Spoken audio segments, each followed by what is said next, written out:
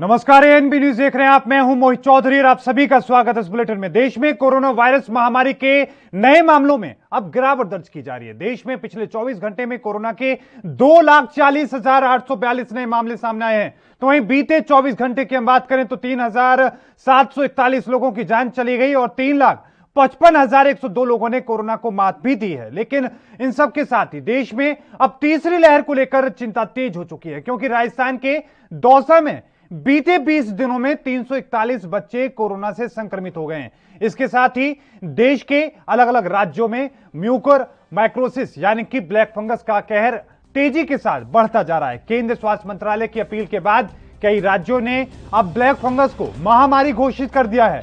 लेकिन अब चुनौती यह है कि इस बीमारी में इस्तेमाल होने वाला इंजेक्शन राज्यों के पास खत्म हो चुका है। इसके लिए कई राज्यों ने केंद्र सरकार को इंजेक्शन की मांग की है, तो वहीं हरियाणा सरकार ने इसके लिए दूसरे देशों से इंजेक्शन मंगाने का फैसला किया है।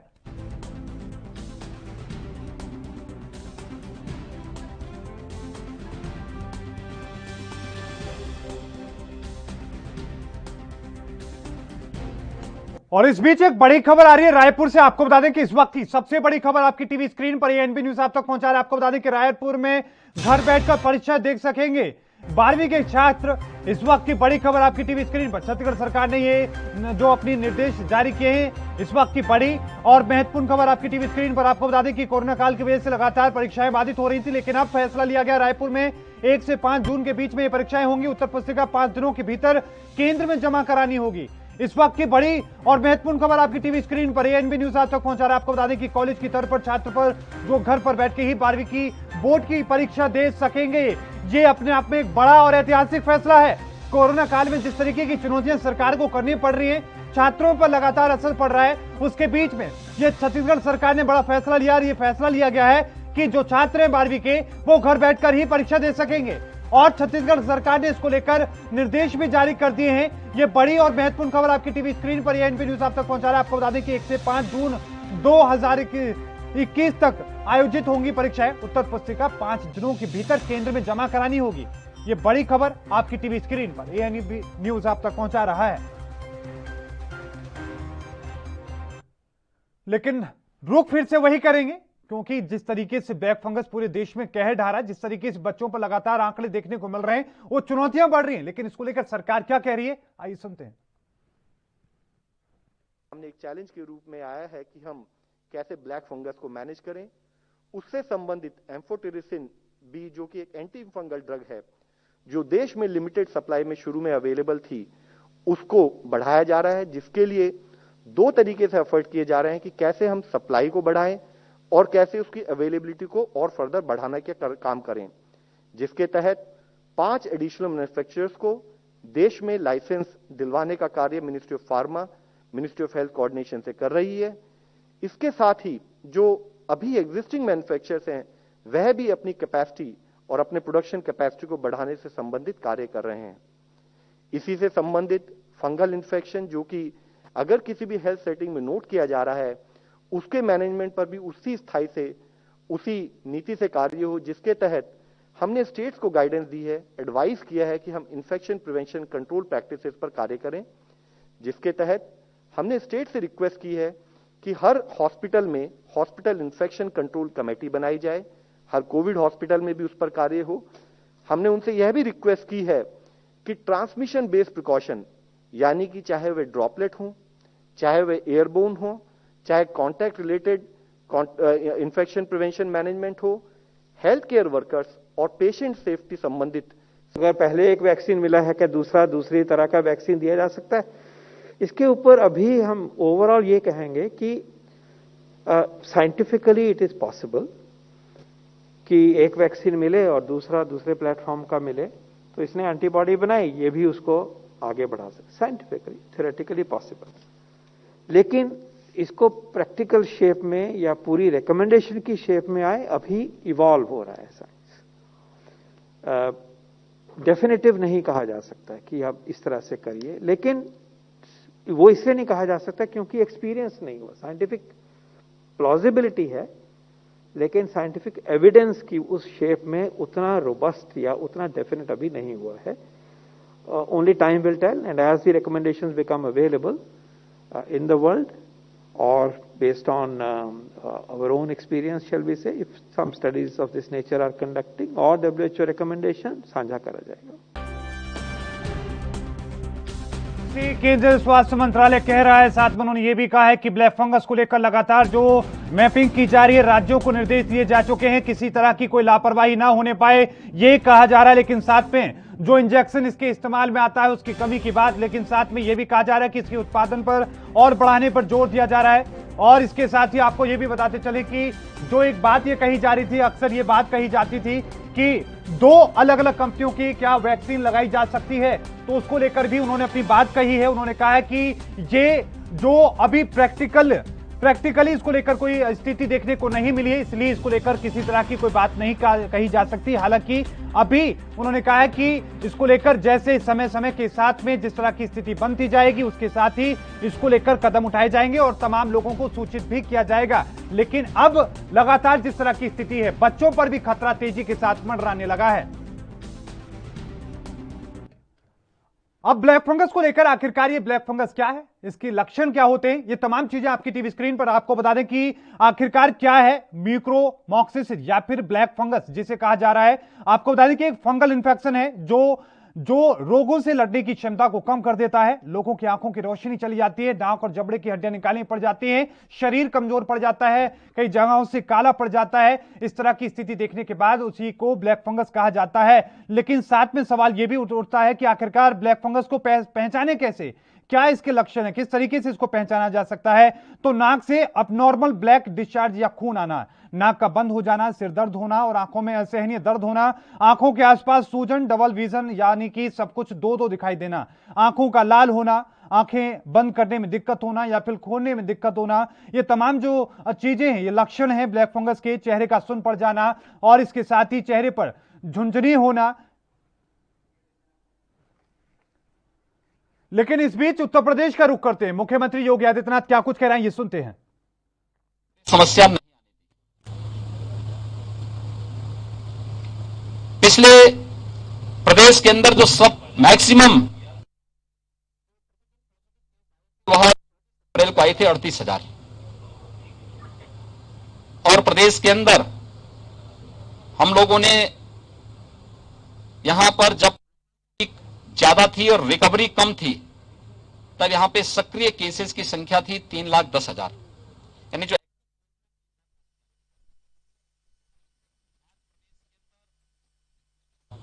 जो पॉजिटिव केस आए हैं वह 38,000 से घट करके अब ये 4,800 तक आ गए हैं।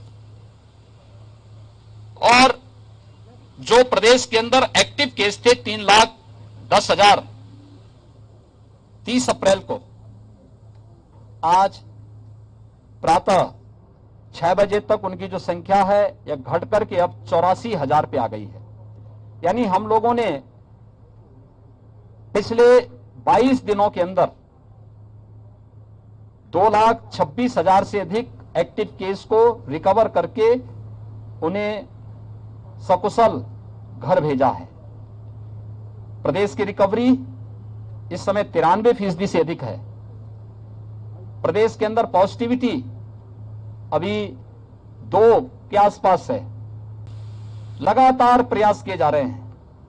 टेस्टिंग प्रदेश की सर्वाधिक है, 4,67,00,000 से अधिक टेस्ट वर्तमान में प्रदेश यहां पे कर चुका है। लेकिन फर्स्ट वेव और सेकेंड वेव में कुछ अंतर था। फर्स्ट वेव में हमें ऑक्सीजन की किल्लत नहीं हुई, लेकिन सेकेंड वेव में जितनी अधिक संक्रमण था उतनी तेजी के साथ ऑक्सीजन की आपूर्ति की मांग भी बढ़ी और एक प्रकार से क्राइसिस से देखने को मिली। हम आभारी हैं भारत सरकार के, जिन्होंने हमें ऑक्सीजन एक्सप्रेस उपलब्ध करवाई, वायुसेना के विमान उपलब्ध करवाए। हम लोगों ने जहां ऑक्सीजन उपलब्ध थी देश में, वहां से ऑक्सीजन एक्सप्रेस के माध्यम से प्रदेश के अलग अलग जनपदों में उपलब्ध करवाने का कार्य किया। और आज भारत सरकार के सहयोग से राज्य सरकार और तमाम हमारी अन्य संस्थाएं मिलकर के हर जनपद को ऑक्सीजन के क्षेत्र में आत्मनिर्भर बनाने के लिए भी कार्य कर रही हैं। अकेले इस कमिश्नरी में 15 नए ऑक्सीजन प्लांट लग रहे हैं। झांसी में 6 ऑक्सीजन प्लांट अकेले झांसी में लग रहे हैं। लेकिन हमने थर्ड वेव की भी तैयारी की है। थर्ड वेव के लिए अभी से हर मेडिकल कॉलेज में पीडियाट्रिक आईसीयू के निर्माण की कार्रवाई हमारी प्रारंभ हो चुकी है, हर डिस्ट्रिक्ट हॉस्पिटल में भी। इसके अलावा ग्रामीण क्षेत्र में सीएससीज में भी हम इसको फोकस कर रहे हैं। दूर दराज के लोगों को इस ना आना पर बहुत उनको समस्या ना होने पाए, इसके लिए इसको फोकस करते हुए अभी से इस अभियान को हम लोगों ने लिया है। और इसीलिए मैं बुंदेलखंड के प्रवास पे आया हूं। बुंदेलखंड में भी मैंने झांसी, ललितपुर और जालौन की समीक्षा बैठक ली है। टीम ने यहां पर अच्छा करने का प्रयास किया है और उसमें पूरी टीम मिलकर के इस अभियान को आगे बढ़ा रही है। उसके परिणाम भी सामने आए हैं। जो पॉजिटिविटी रेट यहां पर थी उसमें काफी गिरावट आई है, रिकवरी तेजी के साथ यहां पर बढ़ी है। यानी अगर आप देखेंगे कि यहां पे रिकवरी का जो रेट है वह काफी ज्यादा है और उसका परिणाम है कि अब जो एक्टिव केस हैं इस पूरी कमिश्नरी में वे काफी कम हो गए हैं। निगरानी समितियों ने इस दिशा में बेहतर प्रयास किया है। Door to door survey, screening, लक्षण युक्त व्यक्ति को मेडिसिन किट उपलब्ध कराना और आरआरटी की टीम वहां जाकर के 24 घंटे के अंदर टेस्ट कर सके। टेस्टिंग की क्षमता उत्तर प्रदेश ने बढ़ाई है। आज हमारे यहां उत्तर प्रदेश में 3,17,000 टेस्ट हुए हैं, यानी अब तक का रिकॉर्ड टेस्ट है ये। जब कोविड का पहला पेशेंट आया था उत्तर प्रदेश में पिछले वर्ष मार्च 2020 में, तब उत्तर प्रदेश में एक भी टेस्ट नहीं होता था। आज हम एक दिन में 3,17,000 टेस्ट करने की क्षमता विकसित कर चुके हैं। कोविड के बेड्स बढ़ाए जा रहे हैं। हर एक स्तर पर एक नए प्रयास हुए हैं। हमारा प्रयास है, एक एक व्यक्ति का जीवन अमूल्य है, उसको बचाना है और साथ साथ हर व्यक्ति की जीविका को भी बचाना है। हमने इसके लिए कोविड कर्फ्यू लगाया है। कोरोना कर्फ्यू सामान्य जनजीवन प्रभावित हुए बगैर हमारी कोविड संक्रमण की चेन को तोड़ने की जो नीति है उसको हम सफलतापूर्वक आगे बढ़ा रहे हैं। और कोरोना कर्फ्यू को इसलिए 31 मई तक सुबह 7 बजे तक हम लोगों ने बढ़ाया है। इसमें हमारी आवश्यक सेवाएं चल रही हैं, उद्योग हमारे चल रहे हैं, परिवहन निगम की बसेस उत्तर प्रदेश के अंदर संचालित हो रही हैं, सब्जी मंडी, फल मंडी, गेहूं क्रय केंद्र, कोटे की दुकान, ये सभी हमारे संचालित हो रहे हैं। लेकिन सब में कोविड प्रोटोकॉल का पालन करने के लिए व्यवस्था दी गई है।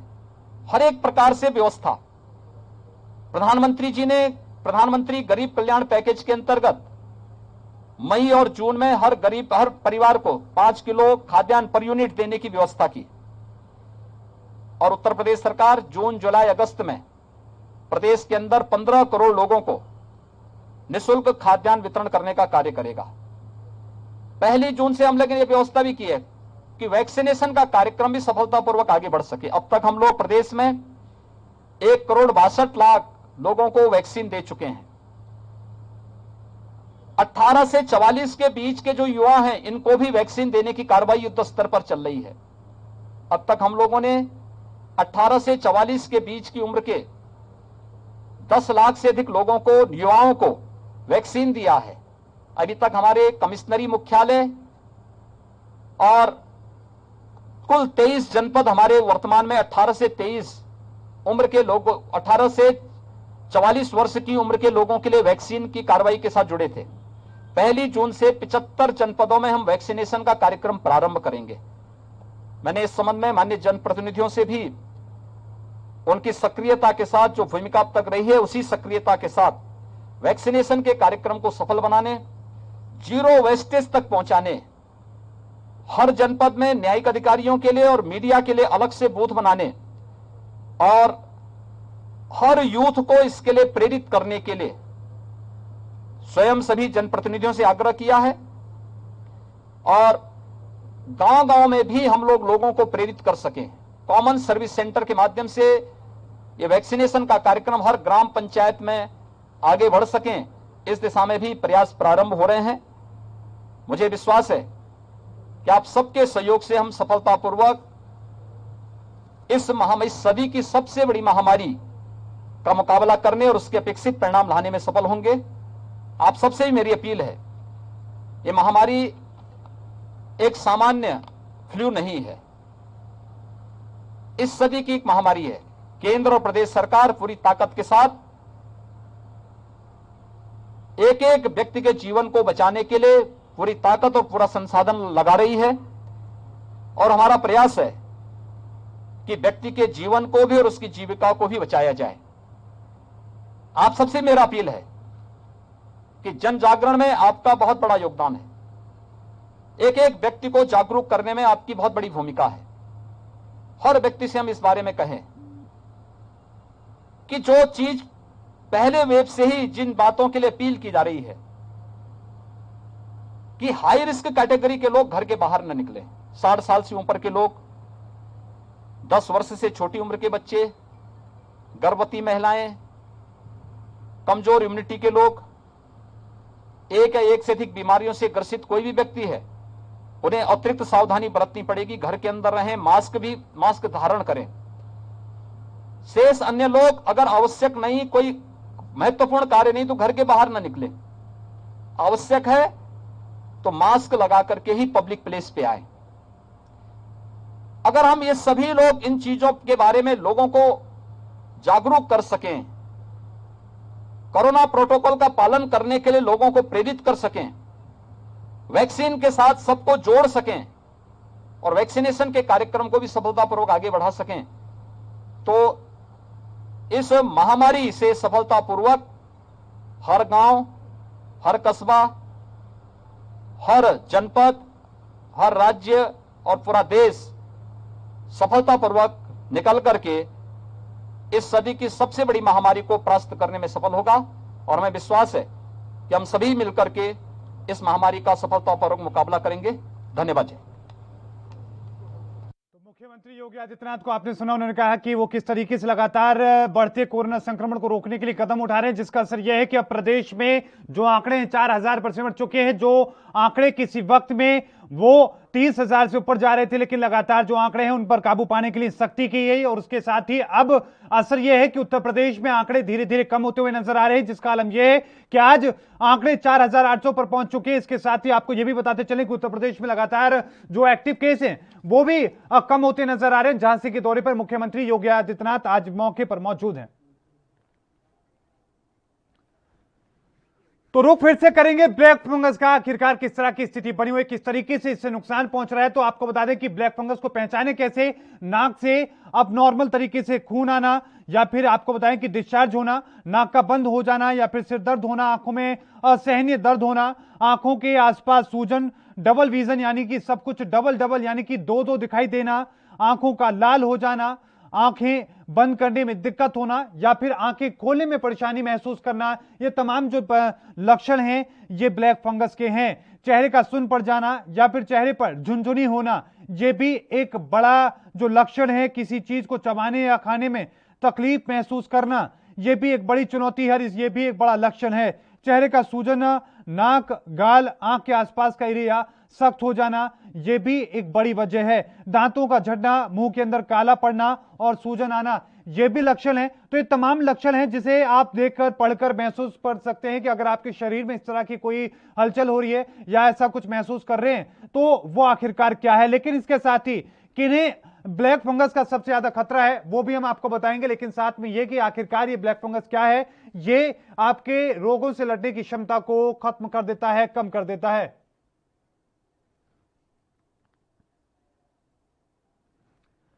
तो लगातार जो स्थिति है, लगातार जो हालात हैं, उन तमाम चीजों को हम दिखाने की कोशिश कर रहे हैं, लेकिन साथ में आखिरकार सबसे ज्यादा खतरा किन लोगों को है, यह भी बड़ा सवाल है कि आखिरकार ब्लैक फंगस से खतरा किसको है। कि जिन लोगों की मधुमेह यानी कि डायबिटीज की समस्या है उन लोगों को खतरा है, हाई स्टेरॉइड की खुराक लेने वालों को खतरा है। आपको यह भी बताते चले कि टोसिलिजुमेब से इंजेक्शन नाम का जो है, जिन लोगों ने उसको लिया है उससे भी खतरा है। जो लोग कैंसर का उपचार करा रहे हैं उन लोगों को सबसे ज्यादा खतरा है। जिन्हें कोई पुरानी और कोई बड़ी बीमारी है उन्हें भी खतरा है। हाई डोज की स्टेरॉइड या फिर लंबे समय से स्टेरॉइड लेने वाले मरीजों को भी ये खतरा हो सकता है कि उनके शरीर में भी ब्लैक फंगस जैसी कोई जो गंभीर बीमारी है वो पनप सकती है।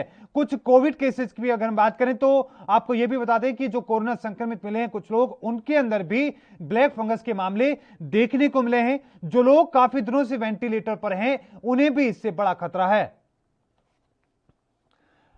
और आखिरकार फिर सवाल यह उठता है कि आखिरकार करें क्या, लक्षण होने पर क्या करें। तो लक्षण होने पर सबसे पहले जल्द से जल्द डॉक्टर के संपर्क में आए, आंखों के स्पेशलिस्ट को फौरन सलाह लें या फिर वो डॉक्टर जिससे आप इलाज करा रहे हैं उनसे सलाह लें, नियमित रूप से उसका उपचार कराएं, अपने डायबिटीज पर कंट्रोल रखें और इसके साथ ही रेगुलर मेडिकेशन और डॉक्टर की सलाह लेते रहें।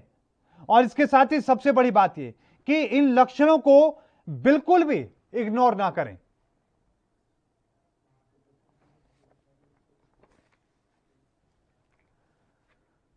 तो इन तमाम चीजों को लेकर हम चर्चा करने की कोशिश करेंगे। हमारे साथ एक्सपर्ट जो हमारे साथ जुड़ेंगे, साथ में उनसे समझने की कोशिश करेंगे कि कितनी गंभीर बीमारी, इससे कैसे बचा जा सकता है। हमारे साथ डॉक्टर आर.एन. टंडन जुड़ चुके हैं, पूर्व जनरल सेक्रेटरी हैं आईएमए के। आपका बहुत बहुत स्वागत है सर एएनपी न्यूज पर। हमारे साथ वरिष्ठ पत्रकार आर.बी. उपाध्याय हमारे साथ जुड़ चुके हैं, आपका भी बहुत बहुत स्वागत है सर एएनपी न्यूज पर। सबसे पहले टंडन साहब, रुख में आपका करना चाहूंगा, देश में स्थिति आप देख रहे हैं। सबसे पहले बच्चों की मैं बात करना चाहूंगा। राजस्थान से तस्वीर सामने आई है, कई बच्चे कोरोना संक्रमित पाए गए हैं। क्या यह तीसरी लहर की दस्तक है? शुक्रिया हमें आपके इस चैनल से जोड़ने के लिए।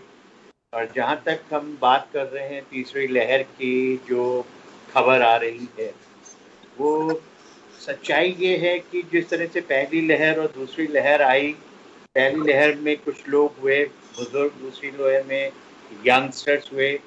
क्योंकि पहली लहर में हमने ये माना कि यंगस्टर्स सेफ हैं, उन्हें प्रॉब्लम्स नहीं होंगी, वो सीरियस नहीं हो रहे हैं। वो सेकेंड वेव में एकदम उल्टा हो गया। सेकेंड वेव में सीरियसनेस यंगस्टर्स में ज़्यादा आई क्योंकि वो बहुत ज़्यादा एक्सपोज हुए, वो बहुत ज़्यादा मूवमेंट में थे, रेस्ट्रिक्शंस कम थे उनके ऊपर, मास्क मिसिंग था। इन्हीं सब चीज़ों को देखते हुए लोगों को थर्ड वेव की आशंका दिखाई दे रही है। क्योंकि जिस लेवल पे वायरस चला है, जिस लेवल पे हमारे इन्फेक्टेड लोग आए कि 4 लाख पहुंच गए, अच्छी बात है कि आज 2,40,000 के आसपास हैं। तो इन सब चीज़ों को देखते हुए इस पे शक हो रहा है कि थर्ड वेव जो आएगी उसमें वो तबका जो अभी तक अछूता है इस बीमारी से, अछूता इन द सेंस कि वैसे तो काफ़ी बच्चे इन्वॉल्व हुए हैं सेकेंड वेव में, कर्नाटका में बहुत हुए, अभी आपने बताया राजस्थान के हुए, तो सब जगह बच्चों के ऊपर असर पड़ा है।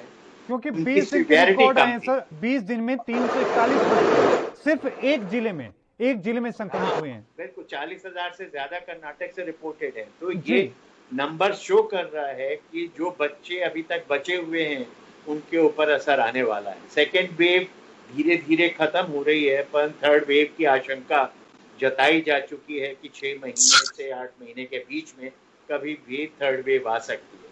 सिर्फ आशंका इसीलिए जताई जा रही है कि जैसे सेकेंड वेव ने हमें एकदम से पकड़ लिया, हम अनअवेयर थे, हम अनप्रिपेयर्ड थे, हर चीज़ों की मुश्किल आ गई, चाहे वो बेड्स की थी, चाहे वो ऑक्सीजन की थी, चाहे वो रेमडेसिविर की थी। तो उन सब चीज़ों को देखते हुए हमें जो भी अंदेशा मिल रहा है, चाहे वो 340 बच्चों के इन्फेक्ट होने का एक जिले में या 40,000 बच्चों का एक स्टेट में, ये शो करता है कि हमें थर्ड वेव की तैयारी करनी है बहुत अच्छे से।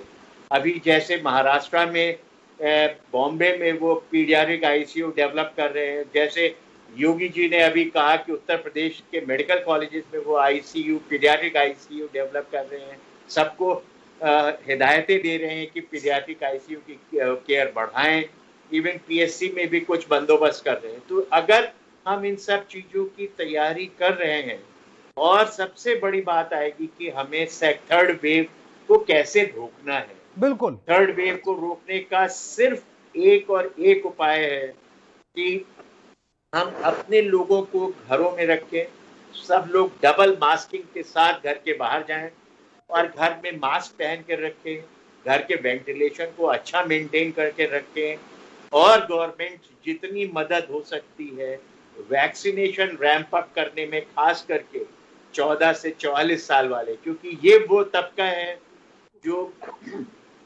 घरों में बच्चों की देखभाल करेगा और उनकी फिक्र करेगा और उनकी केयर के लिए हर चीज को मुहैया कराएगा। अभी तो संक्रमित ये से यही लोग तबका सबसे ज्यादा हो रहे हैं डॉक्टर टंडन में, और भी इस पर और विस्तार से थोड़ा और भी चर्चा करेंगे, लेकिन सर मैं वरिष्ठ पत्रकार आरबी उपाध्याय सर को भी थोड़ा इंक्लूड करता हूं इस पूरे मामले को लेकर। उपाध्याय सर, आप किस तरीके से देख रहे हैं कि राजस्थान की हम बात करें या बाकी राज्यों में जो इतने आंकड़े लगातार बच्चों में देखने को मिल रहे हैं, क्या ये तीसरी लहर की दस्तक आप देख रहे हैं? और साथ में एक बात और समझने की कोशिश करूं, क्या सरकारें इसको लेकर तैयारियां जो कर रही हैं वो काफी नजर आ रही हैं आपको, या और तेजी के साथ अभी कदम उठाने की जरूरत है? देखिए, जैसे फर्स्ट विश्व जन पहले आई, भारत में बाद में आई। जी जी सेकंड वेव भी ये कहना कि एकदम हमें जकड़ लिया, मैं डॉक्टर टंडन की बात से सहमत नहीं। देखिए, विश्व के अनेक देशों में सेकंड वेव आ रही थी, लोग इफेक्टेड हो रहे थे। हमारे यहाँ ये भूल गए हम लोग फर्स्ट वेव की बात कि कोरोना वायरस ही अभी जिंदा है। ये मानने लगे थे कोरोना वायरस खत्म हो गया, अब कोरोना नाम की चीज नहीं है। सरकारें भी मस्त होती और जनता भी मस्त होती।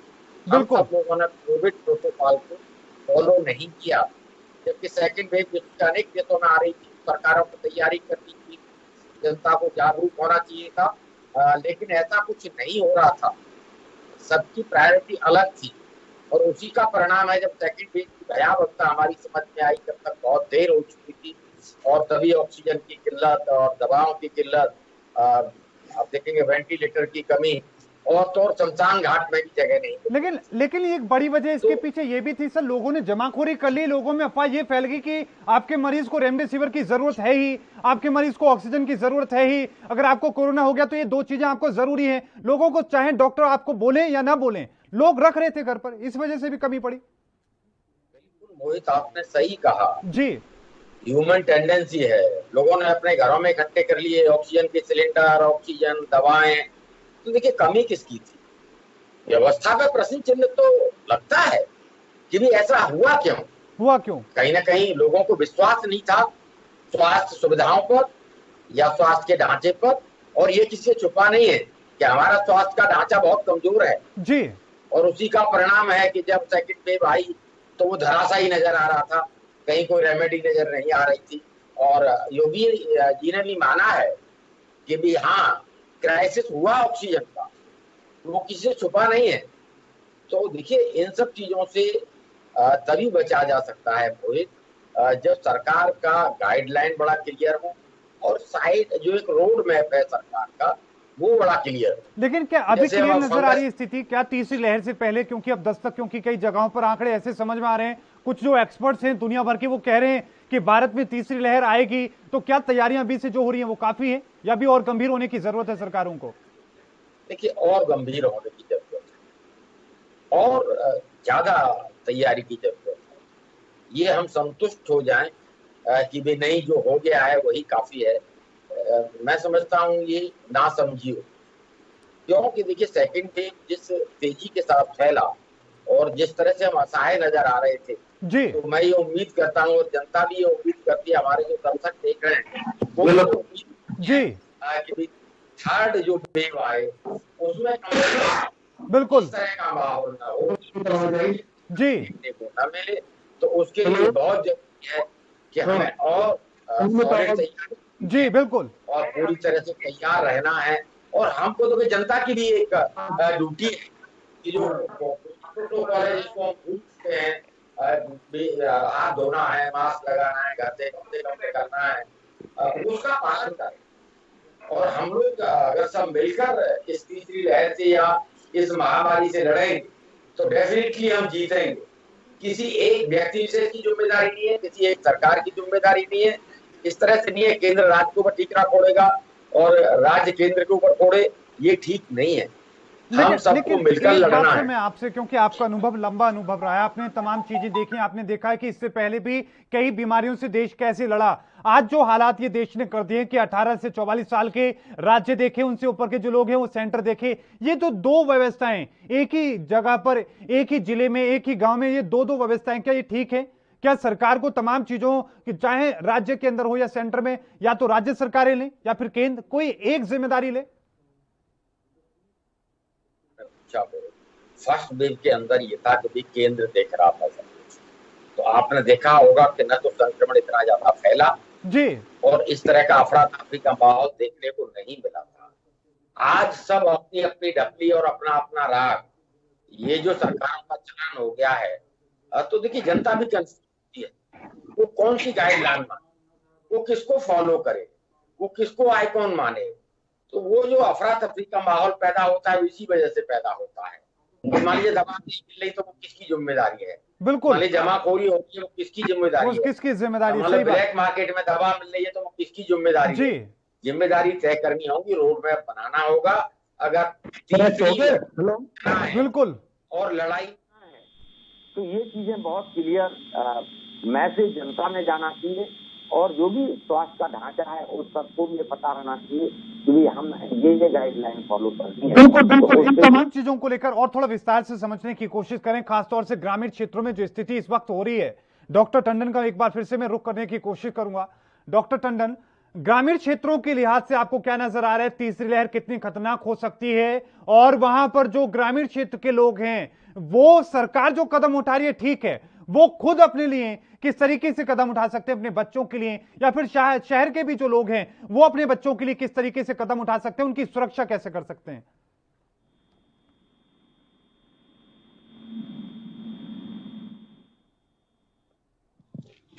डॉक्टर टंडन, क्या आपको मेरी आवाज मिल पा रही है? डॉक्टर टंडन की आवाज हम तक नहीं पहुंच रही, लेकिन आरबी उपाध्याय सर में एक हमारे साथ जुड़े हुए हैं। एक बार फिर से रुख में उन्हीं का करना चाहूंगा। सर, ग्रामीण क्षेत्रों को लेकर आप क्या कहेंगे? क्या तीसरी लहर ग्रामीण क्षेत्रों को नुकसान पहुंचा सकती है? बहुत जबरदस्त नुकसान पहुंचा सकती है मोरी जी। और अभी भी देखने में आया जिस तरह से गंगा में सब बह रहे थे लोग, जिस तरह से छोड़ के जा रहे थे सबों को, एक बहुत बड़ी चिंता का कारण था और उसी का परिणाम है। आपने देखी होंगे कि गाँव में जो फर्स्ट वेव आई थी, फर्स्ट वेव में बड़ा क्लियर था मोरी जी। फर्स्ट वेव में हमारी तैयारी बिल्कुल सही, और गाँव के लेवल पर आप देखेंगे कि जो प्रवासी मजदूर गाँव में जा रहे थे, वहाँ उन लोगों को सीधा गांव में नहीं जाने दिया जा रहा। गांव प्रधान ने उन्हें बिल्कुल बाहर रोक के रखा था और वहाँ पूरी व्यवस्था की थी कि वो 15 दिन क्वारंटीन रहेगा, और 15 दिन क्वारंटीन रहने के बाद ही उसे गांव में प्रवेश किया गया। फर्स्ट वेव में आपने देखा होगा कि बचाव हुआ और गांव तक संक्रमण नहीं फैला था। लेकिन आप देखेंगे सेकंड वेव में इस तरह की गाइडलाइन का अभाव रहा, और फिर पंचायत चुनाव होने लगे। पंचायत चुनाव में आप देखेंगे कि जो भी प्रवासी मजदूर आ रहे थे, बाहर से लोग आ रहे थे, उनको बुलाया जा रहा था वोट के लिए। उनके लिए इस तरह का कोई प्रोटोकॉल नहीं था। वो सीधे गांव में गए और महानगरों से आकर कोरोना उन लोगों ने फैलाया, और वो कोरोना फैलाकर चले गए। और गाँव में जो प्रकोप बढ़ा, देखिए गाँव में एक चीज और जो हमारे दर्शक को समझ रहे हैं, गांव में बुखार की गोली तक नहीं मिलती है, नहीं मिलती है। तो जो हमारा स्वास्थ्य का ढांचा है जी, वो इतना लचर है कि गांव में दवा की दुकान तक नहीं है, तो वहाँ लेकिन सर इस बार एक बड़ी वजह ये भी रही कि ग्रामीण क्षेत्रों में खासतौर से लोगों ने इस मामले को गंभीरता से नहीं लिया। लोग ये बोले कि बुखार चढ़ भी रहा है तो हम इससे निपट लेंगे। गाँव के माहौल में क्या है, सर्दी जुकाम बुखार ये आम बात होती है, तो उन्होंने उसी तरीके से उसको टैकल किया। उन्होंने सोचा कि शायद बुखार है और 1-2 दिन में ठीक हो जाएगा। लेकिन जब संक्रमण बढ़ा, जब बीमारी ज्यादा बढ़ी, तब उनकी समझ में आया कि भाई नहीं, लेकिन तब तक बहुत देर हो चुकी थी। और जो स्वास्थ्य का ढांचा है वो मैंने बताया कि गाँव में बिल्कुल नील है। शहरों में फिर भी हम देखते हैं कि भाई कुछ हॉस्पिटल या कुछ डॉक्टर अवेलेबल होते हैं, लेकिन गाँव के लेवल पर न डॉक्टर है, न कोई स्वास्थ्य सुविधाएं हैं, और डॉक्टर जाना भी नहीं चाहता, वहाँ प्रैक्टिस भी नहीं करना चाहता। तो इन परिस्थितियों में गांव में ज्यादा दहशत फैली, और गांव में बहुत सारी मौतें हैं जिनको बचाया जा सकता था, लेकिन हम लोगों के पास वो उतने संसाधन उपलब्ध नहीं है। सीमित संसाधनों में हमें लड़ना है, और जब सीमित संसाधनों में लड़ना है तो मिलकर हम सबको प्लान करना होगा और मिलकर लड़ना होगा। जो भी सीमित संसाधन है उनका किस तरीके से अच्छे से अच्छा बंदोबस्त हम कर सकते हैं, प्रयोग हम कर सकते हैं, वो हम सबको करना होगा, और तभी हम इस महामारी से लड़ पाएंगे और बच पाएंगे। अगर हमने सीरियसली नहीं लिया इन सब चीजों को और देर हो गई तो तीसरी जो लहर है वो और भयानक हो सकती है और उस समय हमारे पास जो सीमित संसाधन है और जो व्यवस्थाएं है वो चरमरा जाएगी। तो अभी से ध्यान देने की जरूरत है इन सब चीजों के ऊपर और अभी से गांव लेवल पर बंदोबस्त करने की जरूरत है, जिससे कि आगे इस तरह का जो मंजर है वो देखने को न मिले। अभी तक जो हालात हैं वो बिल्कुल ठीक नहीं है। और लेकिन सर क्या केंद्र सरकार की हम बात करें, राज्य सरकारों की हम बात करें, क्या वो गंभीर हैं इस पूरे मामले को लेकर? क्योंकि हम जब भी देख रहे हैं बीते कुछ दिनों से प्रधानमंत्री मोदी जितनी भी बैठकें ले रहे हैं, चाहे अधिकारियों के साथ हो, मुख्यमंत्रियों के साथ हो, वो एक बात पर जोर दे रहे हैं कि ग्रामीण क्षेत्रों का ध्यान रखें, ग्रामीण क्षेत्रों में जितना तेजी के साथ आप जो स्वास्थ्य व्यवस्थाएं बढ़ा सकते हैं बढ़ाइए। क्या लगता है कि ये गंभीरता दिखाता है? ऐसा नहीं है कि सरकारों को चिंता नहीं है, मोहित सरकारें खुद चिंतित हैं। उनको पता है कि हमारे पास कितने संसाधन हैं और हम कितने लोगों का इलाज कर सकते हैं। इसीलिए गांव के लिए पूरा तंत्र चिंतित है, क्योंकि वहां तक वेंटिलेटर का इंतजाम और दवाओं का इंतजाम और डॉक्टर का इंतजाम, हेल्थ की जो सुविधाएं हैं गांव तक पहुंचाना बहुत मुश्किल है। वहां पर न बिजली है न सड़क है, बहुत सारी गांव अभी भी इतने दूर हैं कि वहां तक बहुत सारी चीजों का बंदोबस्त करना एक कठिन कार्य होगा। मान लीजिए ऑक्सीजन की कमी हुई तो आपने देखा होगा शहर में फिर भी ट्रांसपोर्टेशन और वो सारी सुविधाएं हैं तो जल्दी से आप देखेंगे कि वो सारी सुविधाएं पहुंच गई। लेकिन गांव के लेवल पर अगर सरकार चाहेगी तो उतनी जल्दी सारे बंदोबस्त नहीं कर सकती और इसीलिए सारी सरकारों को जो जी बिल्कुल ठीक है।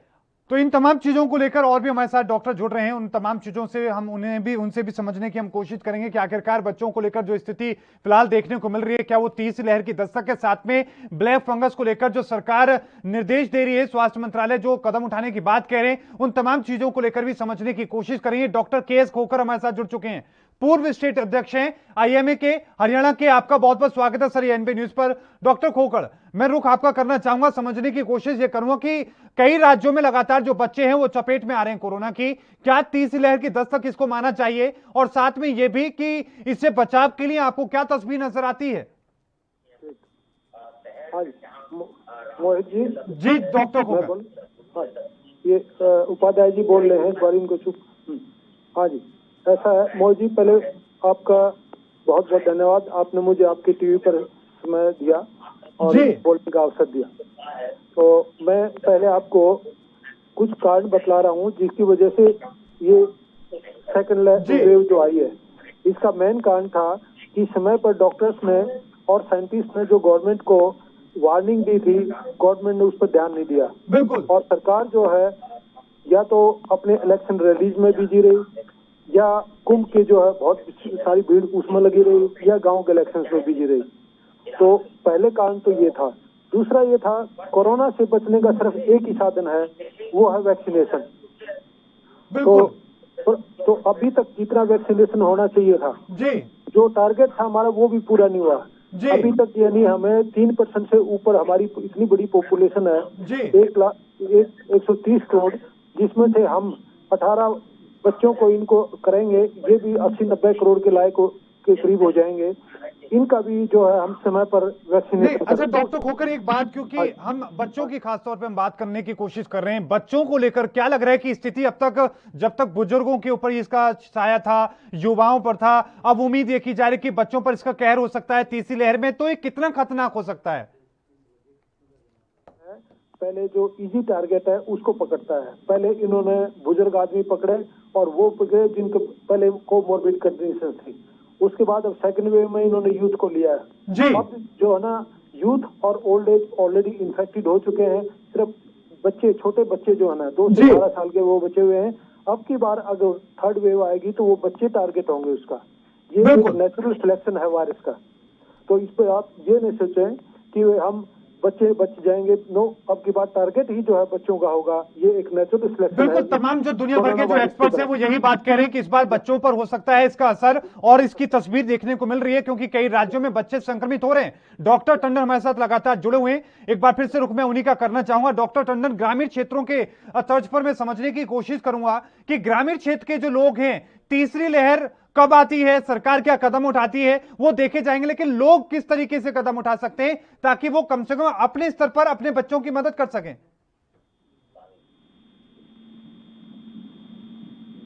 जी डॉक्टर टंडन। सबको अंदेशा है, विश्व भर में सब जगह तीसरी लहर में बच्चों पे असर पड़ा जी। पर हमने अभी थोड़ी देर पहले भी एक बात कही थी कि हमें बच्चों को अगर बचाना है तो सबसे पहले हमें घर के उन लोगों को जिन्होंने उनकी देखभाल करनी है, जो बाकी काम करते हैं, घरों के बाहर जाते हैं, उन्हें अपने आप को सबसे पहले प्रोटेक्ट करना है। और प्रोटेक्ट के लिए अगर उन्होंने कोरोना एप्रोप्रिएट बिहेवियर की बात को माना, उसको समझा, और उसमें सबसे जरूरी चीज मास्क है। वायरस ग्रामीण, शहरी, रिच, पुअर किसी को नहीं पहचानता है। वायरस सबके लिए एक है और सबके लिए वायरस इसी तरह से असर कर रहा है। तो हमारी रिक्वेस्ट सबसे यही रहेगी कि गांव में जिस तरीके का थोड़ा सा बदलाव चलता है कि उनको पहले तो इन्फॉर्मेशन बहुत देर में मिलती है, इन्फॉर्मेशन देर में मिलने के बाद उसका असर थोड़ा कम होता है, और फिर उसके बाद उनको ये लगता है कि हम सब कुछ कर लेंगे, अगर हमें इन्फेक्शन होता भी है तो हमारा इलाज नहीं हो पाता है। क्योंकि हमें सबको पता है कि भारतवर्ष की 70% जनता गांव में रहती है और गांव में हमारी प्राइमरी हेल्थ केयर की क्या सिचुएशन है। तो उस हिसाब से देखते हुए वो सब डरे रहते हैं, थोड़ा बहुत समझते हैं बीमारी को, उसके हिसाब से काम करते हैं, परंतु उनके लिए सबसे बड़ी परेशानी यही है कि उनको समझ में नहीं आता है कि उन्होंने करना क्या है। उनको समझाने वाला, उनके पास मैसेज भेजने वाला सिस्टम हमारा बहुत कमजोर है, हम उन तक पहुंच नहीं पाते हैं। जहां तक कि हम बात करें कि सहूलियतें नहीं हैं, देखिए डॉक्टर एक कमरे में बैठ के इलाज नहीं कर सकता। डॉक्टर कमरे में बैठ के इलाज तभी कर सकता है जब आप उसको सारी सहूलियतें दो, पानी दे देना, कि वो मरीज का इलाज कर सके, उसकी बीमारी देख सके और उसको इस हाल तक ले आए कि इमरजेंसी टैकल करके उसको कहीं भेज सके। पर इस तरीके की सेवाएं बहुत कम हैं चारों तरफ। लेकिन डॉक्टर टंडन, आपने कहा कि घर से जो लोग हैं वो बाहर ना निकलें, क्या अपने एक बच्चे की हम बात करें, उसके माता पिता से भी उसको खतरा है? देखिए, माता पिता घर के बाहर जा रहे हैं काम करने, अगर उन्होंने प्रोटेक्शन नहीं किया, कोरोना एप्रोप्रिएट बिहेवियर नहीं फॉलो किया, जो सबसे बड़ी परेशानी हुई है सेकेंड वेव में। अगर नवंबर, दिसंबर, जनवरी की हम बात करें तो हिंदुस्तान का हर एक आदमी ये समझता था कि कोरोना खत्म, आया ही नहीं था और ना आएगा। सबको समझाते रहे कि कोरोना खत्म नहीं हुआ है। विश्व में आप यूरोपियन कंट्रीज में, अमेरिका में देख रहे थे कि सेकेंड वेव कैड आ रही थी। इंग्लैंड का बुरा हाल था, वहां पर ऑक्सीजन की कमी पड़ रही थी, आईसीयू बेड्स नहीं थे, वो पेशेंट शिफ्ट कर रहे थे एक जगह से दूसरी जगह। पर हमने उसको देखकर भी नहीं सीखा, हम नहीं संभले, हमने अपनी तैयारी नहीं करी और लोगों ने अपना बिहेवियर ऐसा कर लिया था कि वो प्री कोरोना एरा में है, आराम से एंजॉय कर सकते हैं हर चीज, चाहे फेस्टिवल हो, चाहे मीटिंग्स हो, चाहे इलेक्शंस हो, चाहे आपके होली दिवाली हो, सब चीजें एंजॉय कर रहे थे। उसका नतीजा हमने सेकेंड वेव में देखा।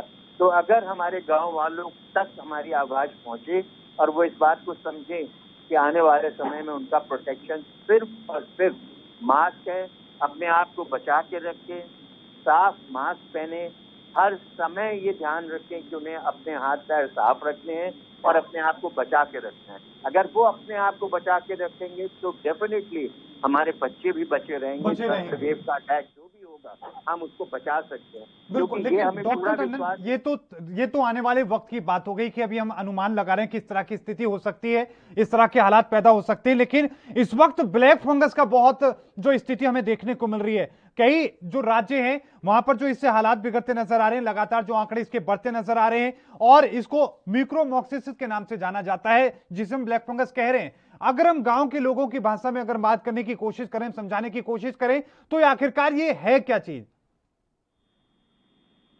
डॉक्टर टंडन, सबसे पहले हमें समझना है कि म्यूकोरमाइकोसिस हो किसको रही। जी, म्यूकोरमाइकोसिस जो है वो हर एक को नहीं होती है, ये उसी को होती है जो बेहद बीमार है डायबिटीज से या किसी अन्य बीमारी से, जिनको कोई सीरियस दवाइयाँ, सीरियस इन्फेक्शन हुआ है या उनका ट्रांसप्लांट हुआ है या उनकी किडनी खराब है और उनको इम्यूनोसप्रेसेंट चल रहे हैं, तो उन सब लोगों को होती है। परंतु सबको समझना है कि एक तो इलाज क्वालिफाइड जगह पे लें और क्वालिफाइड आदमी से बात करके इलाज करें, और अगर उन्हें डायबिटीज का पता है तो डायबिटीज का ध्यान करें, उसको कंट्रोल करें, और अगर डायबिटीज नहीं पता है तो कम से कम एक बार टेस्ट करा के पीएचडी में या कहीं भी अपना पता करें कि डायबिटीज तो नहीं है, क्योंकि म्यूकोरमाइकोसिस सबसे ज्यादा उनको परेशान कर रही है। ये कॉमन फंगल इन्फेक्शन है, और ये फंगल इन्फेक्शन जो है सबसे ज्यादा धूल मिट्टी और उन सब में ही होता है, और वहां से ये बढ़ करके जो डायबिटिक पेशेंट हैं और खासकर जिन्हें कोरोना से और उनका इम्यूनिटी कम हो गई है, जिनको स्टेरॉइड्स वगैरह चले हैं या जो अस्पतालों में भर्ती हुए हैं, उनको हो रहा है और उसकी वजह से ये परेशानियां आ रही हैं। तो ये देखने में काला नहीं होता है फंगस, बेसिकली इस फंगस के इन्फेक्शन से आपकी जो स्किन डेड हो जाती है वो काली हो जाती है आपके मुंह के अंदर। जी बिल्कुल डॉक्टर टंडन, मैं आपको बीच में रोक रहा हूं। इस बीच एक बड़ी खबर आ रही है, आपको बता दें कि परीक्षाओं को लेकर इस वक्त की बड़ी खबर आपकी टीवी स्क्रीन पर एएनपी न्यूज आप तक पहुंचा रहा है। आपको बता दें कि 12वीं बोर्ड एग्जाम को लेकर और नीट और जेईई मेंस पर आज का फैसला हो चुका है। बैठक में रमेश पोखरियाल, स्मृति ईरानी और प्रकाश जावड़ेकर मौजूद रहे, केंद्रीय मंत्री शामिल रहे, और साथ में आपको यह भी बताते चले कि आज बहुत महत्वपूर्ण इस पूरे मामले को लेकर फैसले की लिए जाने की उम्मीद है, इसको लेकर फैसला होने की संभावना है। सीबीएसई 12वीं की परीक्षाएं और जेईई मेंस और नीट की परीक्षाओं पर कुछ ही देर के अंदर, कुछ ही पलों के अंदर यह फैसला आ सकता है। केंद्रीय रक्षा मंत्री राजनाथ सिंह की अगुवाई में बैठक होगी, लेकिन साथ में सबसे महत्वपूर्ण बात यह कि आज पूरा देश लगातार कोरोना काल की भेंट चढ़ रहा है, और इसके साथ ही बच्चों का भविष्य लगातार कोरोना की भेंट चढ़ता नजर आ रहा है। लगातार जो परीक्षाएं हैं वो बाधित होती नजर आ रही है, लेकिन बोर्ड की परीक्षाएं 12वीं की जो थी वो उनका समय बढ़ा दिया गया था, उनको आगे कर दिया गया था, लेकिन अब क्योंकि जो वक्त है वो भी निकलता जा रहा है, और ऐसे में आज सरकार की बहुत महत्वपूर्ण बैठक है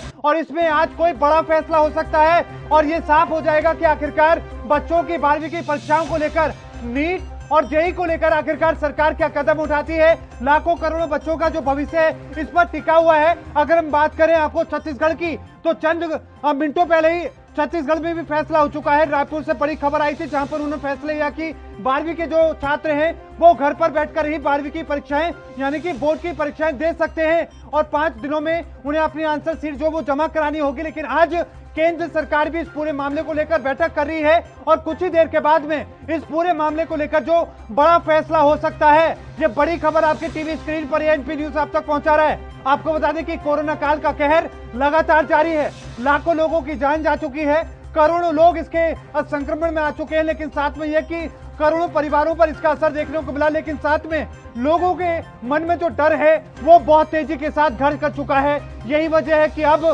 तीसरी लहर की चर्चाएं जारी है, जिसमें बच्चों पर खतरा बताया जा रहा है।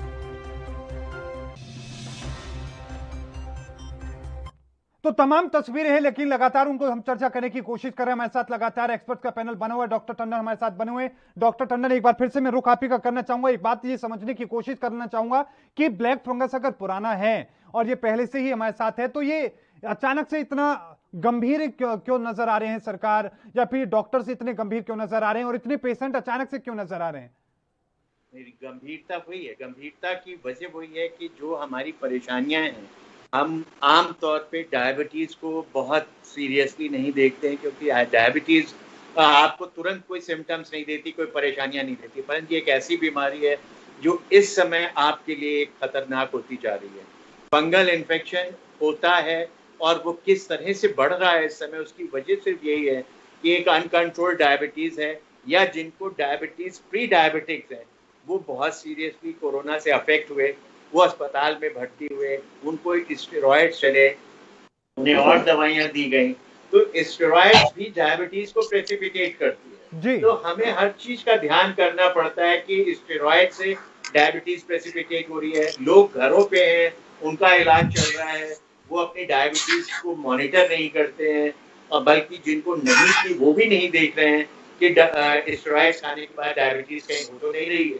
तो इन सब चीजों की वजह से जो इन्फेक्शन, फंगल इन्फेक्शन पहले से ही चलता रहता है, वो अचानक आपकी इम्यूनिटी कम हुई और वो बढ़ता चला जाता, और वो इस लेवल पे बढ़ गया है कि वो जानलेवा सिद्ध है, क्योंकि वो अंदर जा रहा है, नाक से आपके अंदर जा रहा है, साइनसेस में जा रहा है, फिर वो आंख में पहुंचता है, फिर वो आंख से होता है वो ब्रेन में पहुंच जाता है और वो जानलेवा हो जाता है। तो इसे पहचानना, यानी कि जैसे आप बता रहे हैं कि सर दर्द होता है, सर भारी होने लगता है, फेस पे सूजन आ जाती है, आंखों के चारों तरफ लाली हो रही है, नाक पे लाली हो रही है, या आपके नाक से थोड़ा सा भी काली नाक बह रही है या खून आ रहा है, कई बार मुंह के अंदर काले निशान जो कि डेड हो गई है म्यूकोसा वो दिख रहे हैं, आपके दांत लूज हो गए, इन सब चीजों को देखते ही तुरंत इलाज कराना जरूरी है, क्योंकि बीमारी बढ़ती है तो कंट्रोल करना मुश्किल है। शुरू में अगर पकड़ लें, उसका इलाज करें तो आसानी से कंट्रोल में आ जाए। बिल्कुल यकीन है, इसको और थोड़ा बेहतर हम बिल्कुल लगातार इस पर चर्चा हमारी जारी रहेगी, लेकिन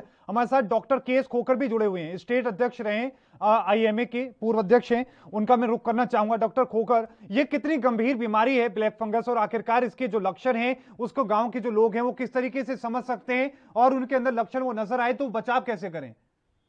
देखिए, पहले ब्लैक फंगस जो है इसको हम म्यूकोरमाइकोसिस बोलते हैं जी। ये एक साधारण फंगस है जो आम मिट्टी में, गंदगी में रहता है, और ये पहले जो है यूजफुल फंगस माना जाता था, लेकिन वातावरण बदलाव के कारण अब ये हमारे लिए हार्मफुल यानी पैथोजेनिक हो गया है, और अब ये जानलेवा हो गया है। ये नाक से शुरू होता है, आंख में आ जाता है और दिमाग में पहुंच कर आदमी के लिए फैटल भी प्रूव हो सकता है, यानी जान जा सकती है। तो ये एक तरह से बहुत खतरनाक बीमारी हो गई है, और इससे बचने का सबसे अच्छा तरीका है कि जो डायबिटीज के पेशेंट्स हैं उनके अगर वो खुद भी सावधान रहें, अपने डायबिटीज का चार्ट मेंटेन करें, और डायबिटीज का जो ब्लड शुगर लेवल है वो अपना मेंटेन रखें थ्रू आउट। दूसरा, अगर वो बाई चांस बीमार हो जाते हैं, हॉस्पिटल में एडमिट होते हैं या कोरोना उनको हो जाता है, तो डॉक्टर्स को चाहिए कि उनको कम से कम स्टेरॉइड्स दें। लेकिन डॉक्टर खोखर, एक बात और मैं थोड़ा समझने की कोशिश करूंगा कि जिस तरीके से बहुत से ऐसे लोग हैं जिन्हें कोरोना नहीं हुआ है, क्या उनको लोगों को भी खतरा है जिन्हें कोरोना नहीं हुआ है, या जिन्हें शुगर नहीं है, या इस तरह की कोई गंभीर बीमारी नहीं है, तो क्या बाकी लोगों को भी इसका खतरा है कि उनके अंदर भी लक्षण दिख सकते हैं? नहीं, एक है ये फंगस जो है अगर हेल्दी आदमी है तो उसमें नहीं अटैक कर पाएगा जी। ये सिर्फ इम्यूनो कॉम्प्रोमाइज, जिनकी बीमारी से लड़ने की क्षमता कम हो गई है उन्हीं को अटैक कर पाएगा। तो अब जो अभी तक हमने जितने केसेस देखे हैं, हम आप देख रहे हैं, इनमें 3 चीजें कॉमन हैं। नंबर 1, ज्यादातर वो लोग डायबिटिक हैं। नंबर 2, उनमें स्टेरॉइड्स दिए गए हैं। तीसरा, वो कोरोना से संक्रमित हैं। तो ये तीनों मिलकर कोरोना बीमारी, स्टेरॉइड्स का एक्सेसिव स्टेरॉइड्स और डायबिटीज, ये तीनों उसकी इम्यूनिटी को बहुत लो कर देती है, तब ये फंगस अटैक करता है। अगर स्वस्थ आदमी है, आप हरियाणा से आते हैं, हरियाणा में क्या कई राज्य ऐसे हैं जहां पर ये कहा जा रहा है कि इसके इलाज के लिए जो इस्तेमाल में इंजेक्शन आता है उसकी कमी है, केंद्र सरकार से मांग की है, बल्कि हरियाणा सरकार ने तो इसके विकल्प की तलाश के लिए कमेटी का गठन किया है। रोहतक पीजीआई और चंडीगढ़ पीजीआई के कुछ डॉक्टर्स का समूह बनाया गया है। आपसे मैं समझने की कोशिश करूंगा कि किस तरीके का इसका इलाज होता है, क्या ऑपरेशन किया जाता है, क्या दवाइयां दी जाती हैं? हमारे रोहतक में भी पीजीआई में कम से कम इसके 100 के करीब पेशेंट आ चुके हैं, और हमें इसकी जो स्पेसिफिक ड्रग है वो इंजेक्शन एम्फोटेरिसिन बी है जो मंगवाने के लिए ऑर्डर दिए हैं, लेकिन अभी तक नहीं पहुंच पाई है जी। उसके बजाय दूसरा जो हम देते हैं, तो ओरली टैबलेट दे सकते हैं, फ्लुनाकोलोजोन वगैरह, लेकिन वो इतनी इफेक्टिव नहीं है। इसका जो स्पेसिफिक ट्रीटमेंट है वो इंजेक्शन एम्फोटेरिसिन बी है, वो हमें मंगवाना पड़ेगा। हम पीजीआई में से हम मांग रहे हैं हमारी स्टेट गवर्नमेंट से, स्टेट गवर्नमेंट मांग रही है सेंट्रल गवर्नमेंट से, लेकिन अभी भी बल्कि ये भी पता किया गया है, जो बताया गया है, स्वास्थ्य मंत्री अनिल विज ने, गृह मंत्री ने ये कहा है कि वो बाहर से भी इसको मंगाने पर इसको लेकर फैसला कर रहे हैं। लेकिन आरबी उपाध्याय जी, रुख में आपका करना चाहूंगा, ब्लैक फंगस को लेकर स्थिति पूरे देश के राज्यों के अंदर बिगड़ती नजर आ रही है, क्या सरकार गंभीर है, कदम सही तरीके से उठा पा रही है? देखिए, सरकार गंभीर है, इसमें पैनिक होने की जरूरत नहीं। देखिए, इसकी बीमारी की दवा है, कोरोना की दवा नहीं थी, लेकिन फंगस की दवा अवेलेबल है। अगर डॉक्टर की देख रेख में जैसे ही हमको लगता है, जो लक्षण आपने बताया कि भी आंखें नहीं खुल रही हैं या दांत में कोई प्रॉब्लम है, या डाइजेशन में कोई प्रॉब्लम है तो आप डॉक्टर के पास जाएं, डॉक्टर की राय लें और डॉक्टर के प्रेस्क्रिप्शन के हिसाब से आप दवा खाएंगे तो बिल्कुल ठीक होंगे। ये देखिए जो मौसम है ये भी एक बहुत बड़ा कारण होता है मोहित। हम लोग गांव की पृष्ठभूमि से आते हैं तो जानते हैं कि फंगस क्या होता है। फंगस कुछ विशेष परिस्थितियों में ही डेवलप करता है। हर परिस्थिति और आज की जो परिस्थिति है मौसम में नमी है और नमी के कारण आप देखेंगे कि ज्यादा हम हाइजेनिक और साफ सफाई वो सारी चीजें नहीं कर पा रहे हैं। तो अगर हम थोड़ा प्रिकॉशन लें, अपने आप को साफ सफाई पर ध्यान दें और जो नमी होती है उससे जो पेशेंट हैं उस तरह के, मान लीजिए डायबिटीज पेशेंट है या दूसरी किसी गंभीर बीमारी से पीड़ित व्यक्ति है, उसके आसपास के जो एनवायरनमेंट है उसको साफ सफाई या हाइजेनिक कंडीशन अगर हम मेंटेन करें तो इसको रोका जा सकता है। और सरकारों की चिंता भी यही है। लेकिन क्या सरकारें गंभीर हैं सर? गंभीर हैं, इसको लेकर गंभीरता नजर आ रही है? सरकारें गंभीर होना पड़ेगा। अगर सरकारें गंभीर नहीं होंगी तो सेकंड वेव की तरह से कहीं ऑक्सीजन की अफरा तफरी मचेगी, कहीं दवा की अफरा तफरी मचेगी। लेकिन मैं देख रहा हूं कि सरकारों ने ये किया है कि भी नहीं, ये जो दवा है फंगस की ये केवल अस्पताल को देंगे। ठीक है और डॉक्टर टंडन सर मैं रुख आपका करना चाहूंगा, क्या ये ब्लैक फंगस भी कोरोना की तरह फैल सकता है? आखिरी कमेंट होगा सर।